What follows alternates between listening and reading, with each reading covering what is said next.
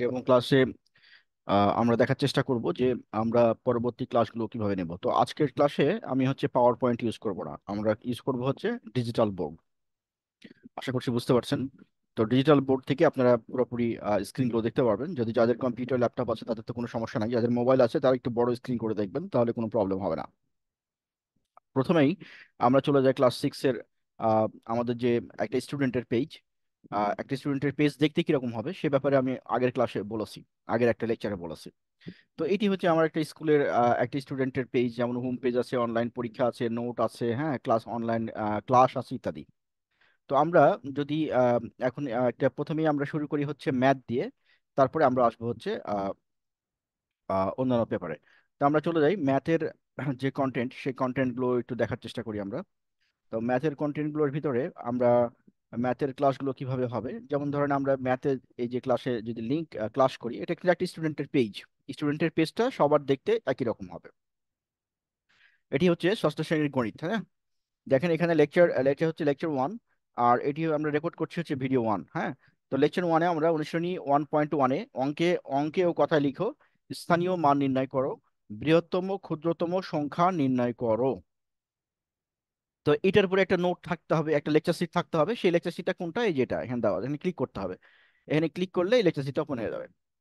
আবার এইখানে এই যে উপরে দেখেন এখানে ম্যাথ লেকচার 1, এখানে ক্লিক করলেও কিন্তু লেকচার শিটটা ওপেন হয়ে যাবে, মানে দুইভাবে যাওয়া যাবে। এটি হচ্ছে আমাদের সেই নোটটা, যেই নোটটা আমরা অ্যাজ পার আমাদের যে বই আছে সেই বইয়ের সাথে টালি করে এটা বানানো।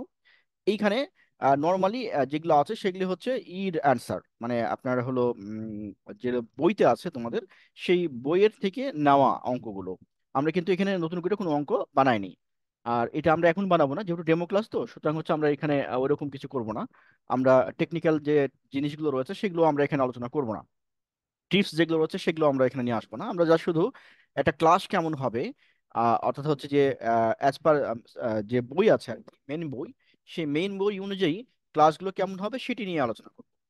আর এর সাথে যে সংযুক্ত যে কিছু ক্রিটিক্যাল এবং কিছু টেকনিক্যাল কিছু সিক্রেট যে বিষয়গুলো রয়েছে সেগুলো আমরা আলোচনায় যাচ্ছি না এই মুহূর্তে, হ্যাঁ। তো আচ্ছা, তাহলে সেখানে আমরা দেখতে পাচ্ছি অঙ্কে ও কথায় লিখো, স্থানীয় মান নির্ণয় ও বৃহত্তম ও ক্ষুদ্রতম সংখ্যা নির্ণয়, এটা এটা দেখতে পাচ্ছি। এখানে বলছে নিচের সংখ্যাগুলো অঙ্কে লিখো, মানে কথায় এই যে এরকম করে 20,000, 70, 30,000, 8, 55,400। এটি এটা অঙ্ক, এটা পরীক্ষা আমাদের বইতে দেওয়া আছে, এটা তাই না? এটা দেওয়া আছে। এখন আমাদের কাজ হচ্ছে যে আমরা এইটার কিভাবে লিখবো 20,070, তাই না? তো এখন হচ্ছে 20,070 লিখার জন্য এখানে অঙ্কটা করে দেওয়া আছে, তারপরে এখন এটা তো মানে এভাবে তোমরা বুঝবা না। সেই জন্য হচ্ছে আমরা কি করব, এটা এখন বোঝার চেষ্টা করব। তাহলে প্রথমে আমরা দেখে নিই এটা কি, এটা 20,070 আছে। আমরা বোর্ডে চলে যাই। আচ্ছা, বোর্ডে গেলে আমরা দেখলাম যে ওখানে লেখা আছে হলো 20,070, তাই না? 20,070 ছিল লেখা। তো সেই ক্ষেত্রে আমরা এখন এখানে প্রথমে লিখে নিই আগে, যে আমাকে লিখতে হবে কিসে, অঙ্কে লিখতে হবে, তাই না? ওটা বাংলায় বানান করে লিখা আছে। ওটা লিখা ছিল কি, ওটা লিখা ছিল হচ্ছে একটু বড় করে লিখছি, হ্যাঁ। 20,000, 20,070, 20,070, তাই তো? এখন হচ্ছে যে আমাদেরকে এই সংখ্যাগুলো লিখতে হলে আমরা কিছু নিয়ম মানতে হয়। কিভাবে? যেমন আমরা জানি যে ডান পাশ থেকে শুরু করতে হয়।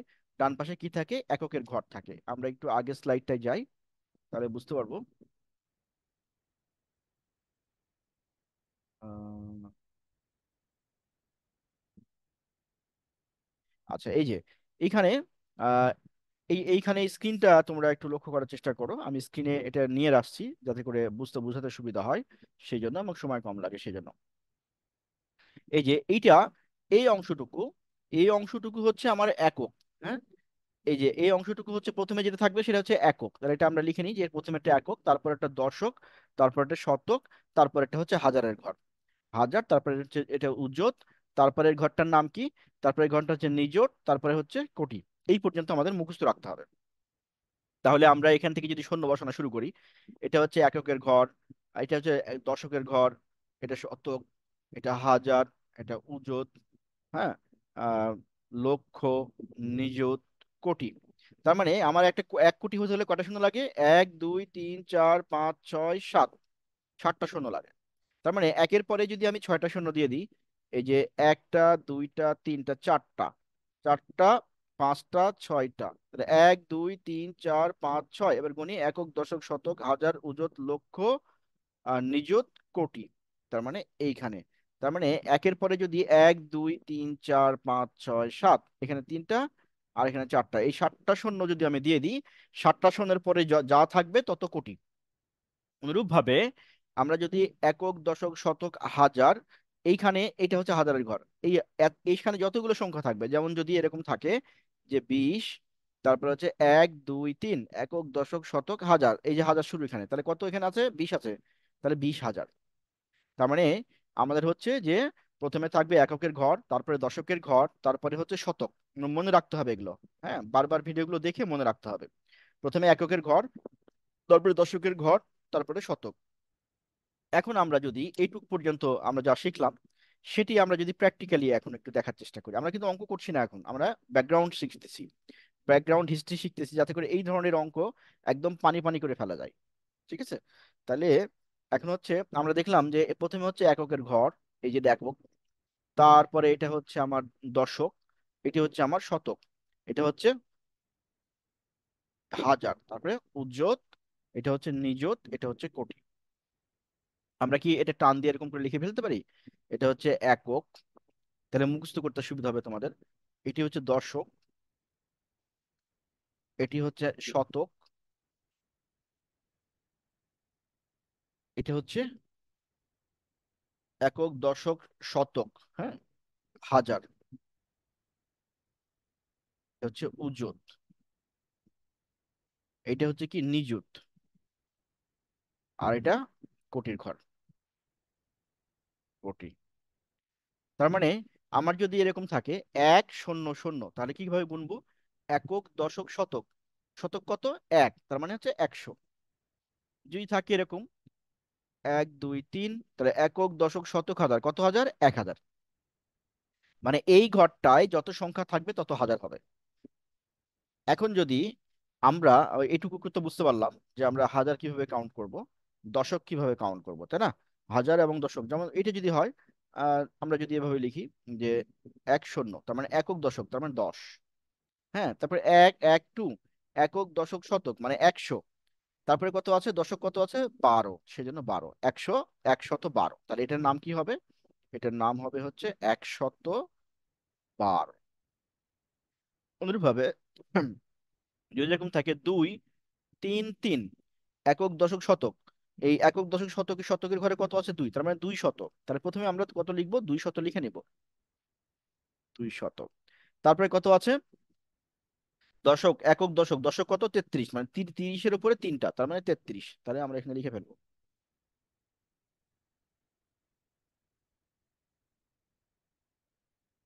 33। হ্যাঁ, এটা হচ্ছে 33, 233। আচ্ছা, তাহলে এইটুকু আমরা আমরা বুঝলাম যে দশক। এবার যদি আমরা একটু হাজারের ঘর যাই, যেমন ধরো এইটা, এখানে একক, দশক, শতক, হাজার, কত আছে হাজারের ঘরে? 20, এই যে 2 আর শূন্য, 20, তার মানে 20,000। ঠিক আছে? অনুরূপভাবে যদি আমরা এরকম করি 40, 5, 0, 1, তাহলে একক, দশক, শতক, হাজার, কত হাজার? 40,000। তাহলে প্রথমে আমরা লিখবো যে 40,000, 40,000। তারপর কি আছে? একক, দশক, শতক, 500 আছে, তার মানে একের দশক, শতকের ঘরে কত আছে? 5, তার মানে 500। শতকের ঘরে যত থাকবে তত শত, তাহলে 500। তারপরে কি আছে? এখানে এককের ঘরে 1 আছে, তাহলে 1। যদি এককের ঘরে 5 থাকতো তাহলে কি লিখতাম? এখানে যদি 1 না থেকে 5 থাকতো তাহলে কি লিখতাম? 505। যদি 10 থাকতো কি লিখতাম? 510। আশা করছি বুঝতে পারছো তোমরা। এইভাবে করে আমরা এই কাউন্ট গুলো করবো। আমরা হাজার পর্যন্ত দেখলাম, হ্যাঁ। আর যদি এবার আমরা একটা লাখের একটা বেসিক শিখি। ধরো এইটা 10, 20,325। তাহলে এককের ঘরে কি আছে? 5। তাহলে এক গণ আগে, প্রথমে একক, দশক, শতক, হাজার, অযুত, লক্ষ, নিযুত, তার মানে এখান পর্যন্ত কমা 10 লক্ষ। তাহলে প্রথমে আমি 10 লিখে দিলাম, 10 লক্ষ হলো। কত? একক, দশক, শতক, হাজার, 20,000। তাহলে এখানে 20,000 লিখে দিলাম। তারপরে হচ্ছে 300, একক দশক শতক মানে 3 শতকের ঘরে কত আছে 3, তার মানে 300। দশকের ঘরে কত আছে 20, তার মানে 20। তাহলে পুরাটা দাঁড়ালো কি 10,20,320। এইভাবে করে অঙ্কগুলো আমরা ডিজাইন করবো। যাদের বেসিক একটু ছিল আগে থেকে তারা তো ক্লিয়ারলি বুঝছো, আর যাদের যাদের বেসিক নেই, একদমই ছিল না আগে থেকে অঙ্কে, তারা এটা হয়তো বুঝতে পারবে না। তো সেই ক্ষেত্রে আমাকে জানাতে হবে যে কার কি সমস্যা, তাহলে সমস্যা দেখে আমি বুঝতে পারবো যে তোমাদের কোন জায়গা থেকে মানে পড়াতে হবে আর কি। যাই হোক, আমরা অঙ্কগুলো দেখলাম। এখন এইখানে আমাদের যে অঙ্কগুলো ছিল সেটি আমরা একটা ফিরে যাই। 20,070, এটা আমাদেরকে লিখতে হবে। 20,070, তাহলে প্রথমে কত হাজার 20,000, তাহলে প্রথমে 20 লিখে নাও, এই যে 20। তারপরে হচ্ছে 1,070, তাহলে একক দশক, দশকের ঘরে 7 থাকলে 70 হয়ে যায়। তা একক দশক শতক, শতক শতক তো এখানে নাই, তাহলে শূন্য। আর হাজার 20,000, তাহলে 20। তাহলে আমরা 20,070-কে যদি আমরা একটু লেখার চেষ্টা করি, এবার আমরা তো বোর্ডে দেখলাম। ধরো আমার লিখতে হবে কত, 20,070। কেউ কত লিখতে হবে, 20,070, আমরা এখানে লিখি 20,070, এইটা আমাকে লিখতে হবে। তো আমি এখানে কত হাজার আছে 20,000, তাহলে প্রথমে 20 লিখে নাও। তারপরে হাজার, হাজার মানে আমার হচ্ছে কটা শূন্য পরে হবে, তিনটা, তিনটা শূন্য, তাহলে একক দশক শতক হাজার 20,000 হলো। এখন বলছে 20,070 আছে, তার মানে একক দশক, তাহলে এই ঘরে আমাকে 70 বসাই দিতে হবে। তাহলে ব্যাপারটা কি দাঁড়ালো, ব্যাপারটা দাঁড়ালো হচ্ছে 20,070, একক দশক শতক হাজার 20,000, আর কত 70, এই যে 70। যদি বলে 20,170, তাহলে এই যে 20, আর একক দশক শতক, শতকের ঘরে এক, তাহলে 100 হলো, আর 70 70 বসে গেল। যদি বলে 20,570, তাহলে 20 একের জায়গায় 5, 500 তাই, আর হলো 70। এইভাবে আমরা অঙ্কগুলো করবো। তাহলে আমরা একটা অঙ্ক করে করে দেখালাম। এখন তোমাদের কাজ হচ্ছে, এখানে তো এই ডেমো পেজটা সবার জন্য ওপেন আছে, তোমরা এইটা থেকে প্র্যাকটিস শুরু করবা। কোনটা থেকে, এই যে এখান থেকে। যদিও আমরা এরপরে ক্লাস নেব, এই 30,008 আর 55,400, এই তিনটা, এই দুইটা তোমরা নিজেরা প্র্যাকটিস করবা। যা কার কি সমস্যা হচ্ছে সেটা আমাদেরকে নেক্সট ক্লাসে বলতে হবে, তার যাতে করে আমরা এই প্রবলেমগুলো, তোমাদের প্রবলেমগুলো শোনার পরে আমরা বুঝতে পারবো যে কার বেসিক কোন জায়গায় আছে এবং কাকে কোথা থেকে পড়াতে হবে। আশা করছি বুঝতে পেরেছো। ম্যাথের ব্যাপারটা আমরা শেষ করলাম। এবার আমরা চলে যাব হচ্ছে ইংলিশে। তো আমাদের ইংলিশ ক্লাসের চলে যায়, আমরা ইংলিশের পেজে, ইংলিশের পেজে আসলাম, ক্লাস 6 এর ইংলিশ। এখানে বলছে যে লেকচার 1 ভিডিও 1, মানে আজকের যে ভিডিওটা আলোচনা হচ্ছে সেটি। এখানে আমরা কিছু ভোকাবুলারি দিয়েছি।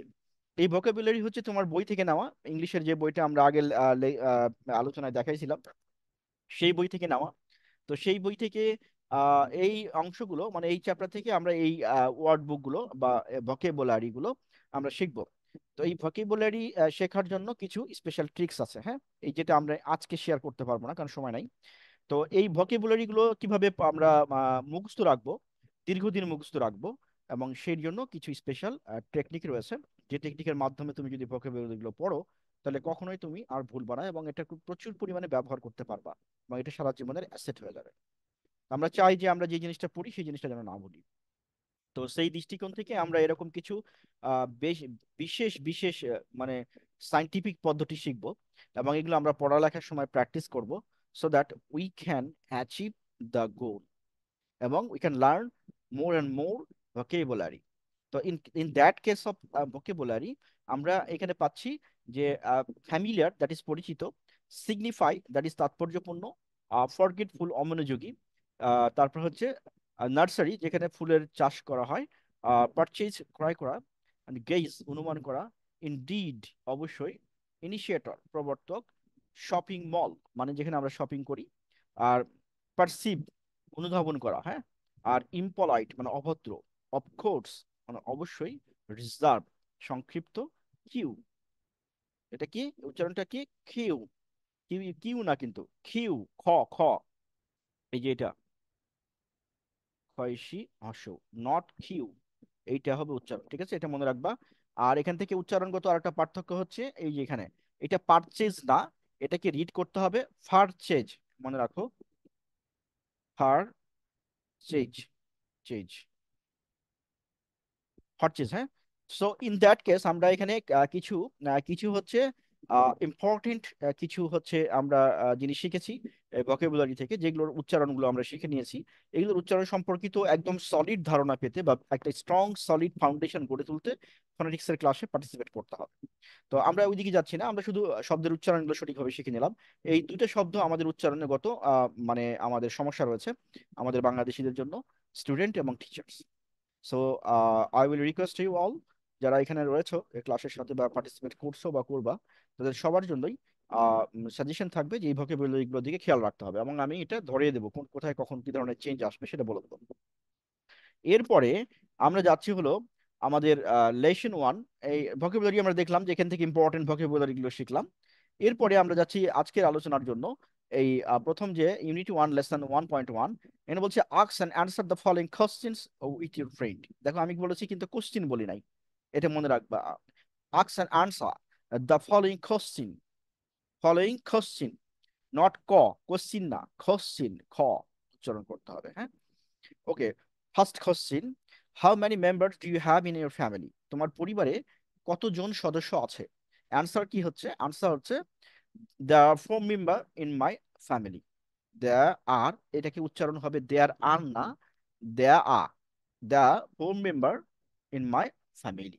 দেয়ার আর, দের সাথে আ কে একসাথে পড়তে হবে, এই যে এই জায়গাটা, এগুলোই শিখতে হবে, যেগুলো হচ্ছে ট্রিক্স, যেগুলো তোমাকে তোমাকে অন্যদের থেকে এক্সেপশনাল করবে, যেগুলো তোমার কথা মানুষ শুনতে চাইবে, যেই কারণে তুমি ইংলিশ বললে মানুষ শুনবে, সেটির জন্যই হচ্ছে আমাদের এটা এই আলোচনাটা। আমরা এটা প্রতিটা কেস টু কেস প্রতিটা ক্লাসে আমি শিখিয়ে দেবো। দেয়ার আর, হ্যাঁ, দেয়ার আর, এটাকে আমরা কি পড়বো? এটাকে আমরা বাংলায় এভাবে লিখে দিচ্ছি, দেয়ার, দেয়ার ছোট্ট করে করতে হবে, দেয়ার, তাহলে উচ্চারণ হবে কি? দেয়ার দা 4 মেম্বার ইন মাই ফ্যামিলি। এই উচ্চারণগুলো কিভাবে প্র্যাকটিস করবা? বারবার বলে বলে প্র্যাকটিস করতে হবে, এটা মুখস্থ করার কিছু নাই, জাস্ট রিড করতে হবে জোরে, লাউডলি এবং ক্লিয়ারলি রিড করতে হবে, সাউন্ড লাউডলি হবে। Describe your relationship with them. বলছে যে তোমার যে ফ্যামিলি মেম্বার রয়েছে সে ফ্যামিলি মেম্বারের সাথে তোমার সম্পর্ক কিরকম এটা বর্ণনা করো। অ্যান্সার হচ্ছে my relationship with with them very good, I am the youngest in the family. This is why, বা এটাকে আমরা পড়বো যে এটা দ্যাটস আছে না, এটাকে পড়বো আমরা দ্যাটস ওয়াই, মনে রাখবা। That's why they love me very much, specially I ফাস মোর টাইম। আই ফাস, এই যে এখানে ফাস, আর এটা হচ্ছে মোর টাইম, এটা নট পাস, এটাকে উচ্চারণ করতে হবে ফ, আর টি কে উচ্চারণ করতে হবে ঠ, তাহলে কারেক্টলি উচ্চারণটা হবে। I pass more time with my grandfather when I am at home on on my of days. Of, এটাকে এই যে ডে কে, এখানে একটা আরেকটা জিনিস আছে, ডে কে আমরা ডে পড়বো না, এই যে DAY, day equal to day না, এটা না, এটা ক্রস। উচ্চারণ কি হবে? ডয়েকার রস্য ই, ডেই, অন মাই অফ ডে, এরকম। আচ্ছা, কোশ্চিন, নেক্সট কোশ্চিন, এগুলো কিন্তু প্র্যাকটিস করতে হবে, ভিডিওর সাউন্ডের সাথে প্র্যাকটিস করতে হবে, এবং এটা আমরা রিডিং পড়তে দেবো তোমাকে, রিডিং পড়তে দিলে আমরা তখন বুঝতে পারবো তুমি কতটুকু প্র্যাকটিস করে অ্যাচিভ করেছো। So take note that you have to practice these lessons again and again with the video sound that I have already mentioned. Now our next question, do you talk? এই যে এখানে দেখো আমি দাগ দিয়ে দিচ্ছি, এই টক, এটি এর উচ্চারণ কে পড়তে হবে ঠ, তাহলে do you talk to your parents, P K পড়তে হবে প্যারেন্টস, তাহলে do you talk to your parents in the same way as you talk to your grandfathers. বলছে তুমি তুমি কি তোমার বাবার সাথে যেভাবে কথা বলো তোমার গ্র্যান্ড প্যারেন্টস মানে দাদা দাদির সাথে কি তুমি এইভাবে কথা বলো? অ্যান্সার হচ্ছে yes, I talk to my parents in the same way as I talk to my grand parents. I always talk to my grandparents about different things and they tell me many stories. আমি যেভাবে ঠিক loudly পড়লাম ঠিক এইভাবে তোমাদেরকে practice করতে হবে, এটাই হলো পড়া। আর এখানকার যে অ্যান্সার গুলো এখানে দেওয়া আছে এই অ্যান্সার গুলো তোমাকে মুখস্থ করতে হবে না, কারণ তুমি যদি মানে ইংলিশ গুলো বুঝতে পারো তাহলে আমি তোমাকে এই লেখাগুলো শেখাই দেবো কিভাবে তুমি এগুলো লিখবা। দেন এগুলো মুখস্থ করার দরকার নেই, অ্যান্সারটা যে এক্স্যাক্টলি সেম এরকমই হইতে হবে, নট লাইক দ্যাট।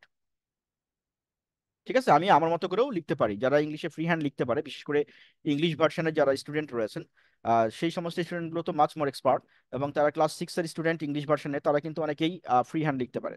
সো মানে এটা তারা কিন্তু তাদের এখানে মুখস্থ করতে হয় না, শুধু শব্দগুলো পিক আপ করতে হয়। এবং শব্দগুলোকে পিক আপ করে শব্দগুলো লং টার্ম কিভাবে মেমোরিতে রাখা যায় সেই টেকনিকগুলো আমরা তাদেরকে শিখিয়ে দিই। তখন তারা নিজের মতো করে সেন্টেন্স তৈরি করতে পারে। So most important part is যে আমাকে নিজের মতো করে সেন্টেন্স লার্নিং করা, রাইট করা শেখা শেখা প্রয়োজন।